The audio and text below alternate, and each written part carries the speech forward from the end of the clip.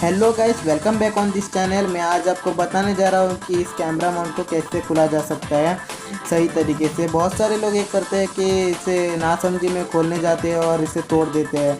अंत में आपके कैमरा को देखकर आप निराश होने जाते हैं। तो आज आपको मैं सही तरीका बताने वाला हूँ, तो बिना वीडियो स्किप करे बिना फुल वीडियो देखे और कैमरा के बैटरी कवर कैसे खोलते हैं वो भी मैंने इस वीडियो में बताया। तो लेट्स गो फॉर इट।